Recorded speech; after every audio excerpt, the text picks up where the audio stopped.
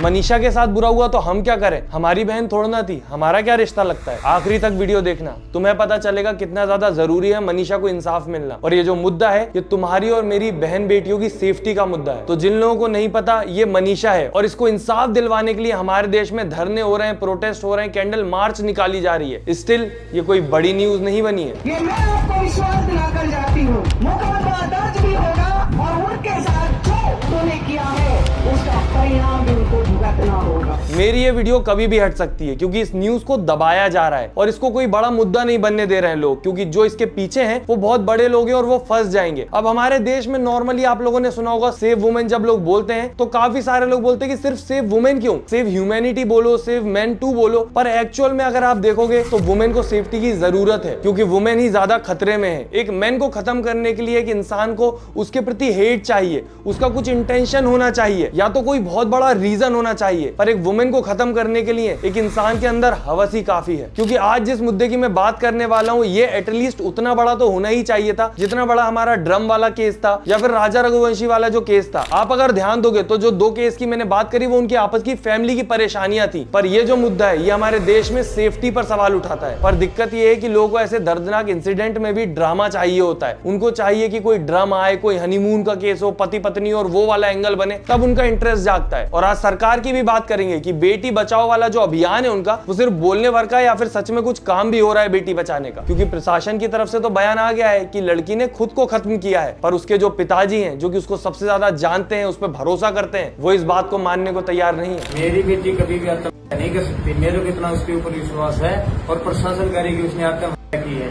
मेरे को ना उसका न्याय चाहिए। तो अब शुरू से बात करते हैं और आप मुझे आखिरी में बताना कि क्या सच में आपको ये का केस लग रहा है या फिर यहाँ किसी बड़े आदमी को बचाने की कोशिश चल रही है। क्योंकि वैसे भी ये न्यूज टीवी पर ज्यादा दिखाई नहीं जा रही, इंटरनेट से इसकी वीडियोस हटाई जा रही हैं और कोई भरोसा नहीं है कल को मेरी वीडियो भी हटा दी जाए। पर जो जरूरी है उस पर बात तो करनी पड़ेगी, वरना ये चैनल किस काम का। तो मनीषा एक 19 साल की लड़की है जो ना तो छोटे कपड़े पहनती थी, ना रात देर रात घर से बाहर रहती थी और ना ही उसको पार्टी करने का शौक था। इससे पहले कि वो लोग आए जो लड़कियों को ब्लेम करने लगते हैं उनके लिए मैं क्लियर कर देता हूँ। सिंपल सी लड़की थी, गरीब घर से थी, उसके पापा मजदूर थे तो उनको सपोर्ट करने के लिए प्ले स्कूल में पार्ट टाइम जॉब भी करती थी टीचिंग की। और रोज की तरह वो अपने जॉब पर गई थी और फिर उसे पता चलता है कि नर्सिंग के फॉर्म भरा रहे हैं और वो अपने पापा को कॉल करके बताती है कि पापा आज शायद मैं लेट हो जाऊंगी, क्योंकि नॉर्मली वो टाइम पर घर आ जाती थी पर आज वो लेट हो जाएगी, इसलिए प्रॉपर अपने पापा को पूरी जानकारी देती है कि कॉलेज जा रही हूँ। और वो तो अच्छा हुआ उसने कॉल करके बता दिया, वरना कॉलेज का तो कोई इन्वॉल्वमेंट ही नहीं बचता इसमें। क्योंकि अभी भी मैं देख रहा हूँ कि इस कॉलेज के बारे में कोई ज्यादा बात कर नहीं रहा है, पर ये कॉलेज इस केस का बहुत बड़ा हिस्सा है। और इस कॉल के बाद मनीषा ने सिर्फ एक और कॉल करी जो कि एक पार्सल वाले भैया का था। उसके बाद सिर्फ मनीषा की तरफ से एक मिस कॉल गया उसके पापा को और उसके पापा ने जब वो मिस कॉल देखा तो तुरंत रिटर्न कॉल किया, पर वो रिटर्न कॉल पिक नहीं किया गया और अब उसके पापा की टेंशन बढ़ चुकी थी। 6:26 पे मेरी घंटी बजी, उसका कट गया।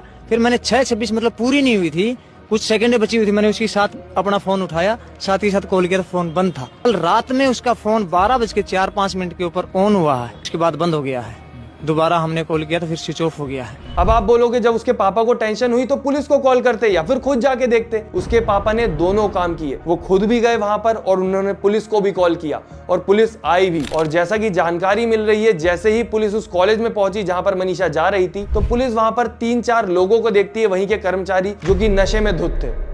अब ये सारा सिनारियो देख के आपके दिमाग में आ रहा होगा अब तो समझ आ गया भाई कॉलेज की तरफ से कुछ गड़बड़ होगी तो पुलिस वालों ने कुछ स्ट्रिक्ट एक्शन लिया होगा। पर नहीं, पुलिस ने नॉर्मली उनसे पूछा कि क्या तुमने मनीषा को देखा है, उन्होंने बोला नहीं और पुलिस अपने काम पर वापस आगे बढ़ गई। तो जब लड़की के पापा ने पुलिस वालों को बोला कि आप उनसे पूछताछ करो, कुछ पता करो, कुछ गड़बड़ लग रही है मुझे, मेरी बेटी इतनी देर तक बाहर नहीं रहती, तो पुलिस ने वही किया जो हमेशा किया जाता है, विक्टिम ब्लेमिंग। उन्होंने कहा तुम्हारी बेटी किसी लड़के के साथ भाग गई होगी, आ जाएगी 3-4 दिन में अपने शादी का कार्ड लेके, शादी करके तब तुम्हें सब पता चल जाएगा। भाग भुग्गी होगी, आ जाएगी 1-2 दिन के अंदर, 2-4 दिन के अंदर आ जाएगी। बोला क्यों घबरा रहा है? मनीषा के पापा की हालत सोचिए आप, वो परेशानी में अपनी बेटी के टेंशन में जिसके पास हेल्प लेने गए वो हेल्प करने की जगह उन्हीं को डरा रहा है और उनके दिमाग में गलत गलत सिनारियो डाल रहा है। क्या हम इसके लिए टैक्स भरते हैं कि जब हमें परेशानी हो तो हमें और डराया जाए? और ये जो रिपोर्ट थी 11 तारीख को की गई थी और 13 तारीख को मनीषा के पापा को वही खबर मिली जो उनके लिए सबसे बुरी थी। और इस खबर के साथ अपनी बेटी की बॉडी की जो हालत उन्होंने देखी वो कोई भी अगर देख लेगा तो उसकी रूह कांप जाएगी, चाहे आपका रिश्ता मनीषा से हो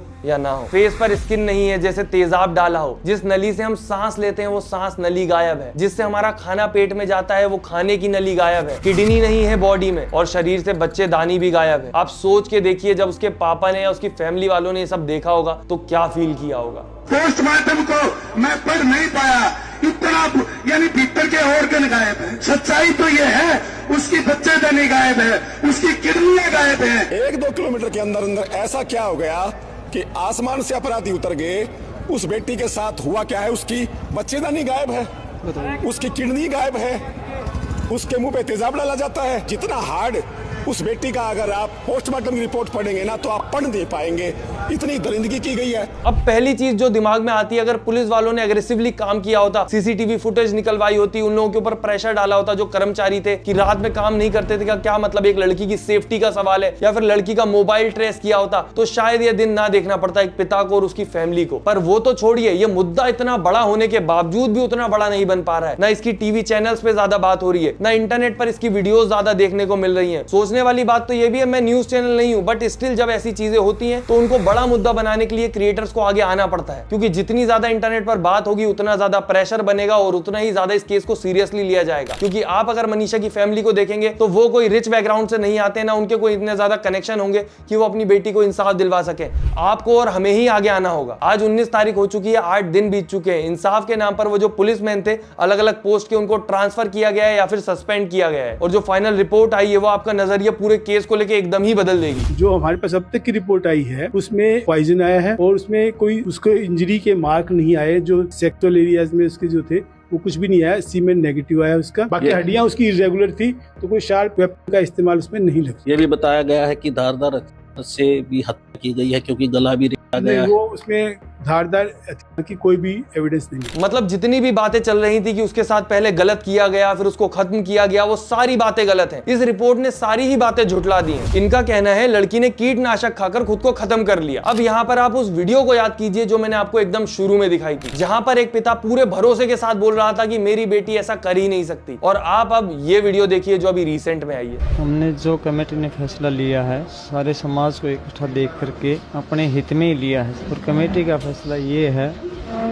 कि हम अपनी बेटी का संस्कार हिंदू रीति रिवाज के साथ मान सम्मान के साथ करेंगे, और प्रशासन अपने काम पे लगा हुआ है, हम उनके काम से संतुष्ट हैं। अब मैं कुछ नहीं बोल रहा, आप सोचिए, ये पिता जो अपनी बेटी को इंसाफ मिलने से पहले उसका अंतिम संस्कार करने को तक रेडी नहीं था कि जब तक मुजरिम नहीं पकड़ा जाएगा, केस खत्म नहीं होगा, मैं अपनी बेटी का अंतिम संस्कार नहीं करूंगा, उसकी बॉडी ज्यों की त्यों रखे रखूंगा। वो एकदम से रेडी क्यों हो गया? क्योंकि वो गरीब आदमी है, एक मजदूर है। प्रशासन या फिर जो लोग इस केस में इन्वॉल्व है उनके अगेंस्ट नहीं जा सकता, वरना जो बाकी फैमिली है उनका भी जीना मुश्किल हो जाएगा। और मैं जो वीडियो बना रहा हूँ मुझे भी परेशानी हो सकती है, बट स्टिल जो जरूरी है वो जरूरी है, क्योंकि एक इंसान को इतना मजबूर देखकर मैं अपनी आंखें नहीं फेर सकता। और अगर बात करें रिपोर्ट की, तो अगर उस लड़की को कीटनाशक खाना था तो अपने गांव में भी खा सकती थी, उसको वही गांव मिला। और कीटनाशक खाने के बाद जो उसके बॉडी पार्ट्स गायब हुए वो उसने खुद निकाले थे खाने से पहले या खाने के बाद निकाले। और फेस की जो स्किन गायब है, जैसे तेजाब गिरा हो, वो भी उसने खुद कर लिया। और इन सब चीजों का जवाब मिलता है कि जंगली जानवरों ने किया है ये सब। सोच के देखिए आप एक बार, आपकी जो बुद्धि है वो शर्मा जाएगी। एक्चुअल दिमाग का काम ये होता कि कॉलेज से सीसीटीवी फुटेज निकाले जाते, पर नहीं,